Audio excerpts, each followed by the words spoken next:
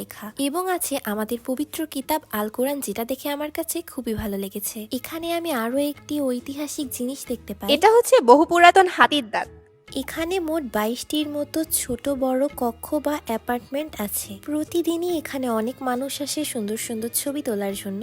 এখানে আছে একটি প্রাচীন যুগের পেঁচানো সিঁড়ি, যেটা সরাসরি ছাদের সাথে সংযুক্ত এবং বর্তমানে এটি কাটা দিয়ে বন্ধ করে দেওয়া আছে। এই সিঁড়িটি ছাড়াও আরো অনেকগুলো এখানে সিঁড়ি আছে যেগুলো বর্তমানে বন্ধ পড়ে আছে। এখানে কিন্তু অনেকগুলো রুম আছে যেগুলো বেশিরভাগ সময় বন্ধ থাকে। হঠাৎ করে ছবি তুলতে তুলতে আমার চোখে পড়ে যায় এই সিঁড়িটা। এই জমিদার বাড়িতে আছে কিছু গোপন কক্ষ যা সাধারণের জন্য উন্মুক্ত নয়, সেখানে কিন্তু আছে অনেক অজানা ইতিহাস। এটি হচ্ছে তাজহাট জমিদার বাড়ির পেছন দিক এবং এখানেও কিন্তু অনেক মানুষ আসে ছবি তোলার জন্য। পুরো তাজহাট জমিদার বাড়িটি যেন সৌন্দর্যে ঘেরা এবং এর সাথেই আছে সবুজ সুন্দর প্রকৃতি, এবং সবুজ প্রকৃতি এমনি আমাদের মনটা ভালো করে দেয়। এছাড়াও আছে এখানে 3টি পুকুর যেখানে ফুটে আছে সুন্দর লাল শাপলা। এখানে আছে বাচ্চাদের বিনোদনের জন্য দোলনা এবং স্লিপার।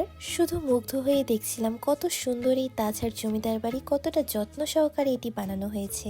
এখানে কিন্তু গাছের সাহায্যে অনেক কিছু লেখাও রয়েছে। তাজহাট জমিদার বাড়িকেও কিন্তু ছোটখাটো একটি ফুলের রাজ্য বলা যায়, কারণ এখানে আছে অনেক ধরনের ফুলের গাছ এবং গাছ কেটে সুন্দর করে আকৃতি দেওয়া হয়েছে মানুষ, বিছানা সহ আরো অনেক কিছু। তাজহাট জমিদার বাড়ি শুধু একটি প্রাসাদ নয়, এটি বাংলার ইতিহাসের প্রতীক, শিল্প আর স্থাপত্যের নিদর্শন। আজও এটি মনে করিয়ে দেয় রাজকীয় জাঁকজমক একদিন কিভাবে মিশে যায় ইতিহাসের পাতায়।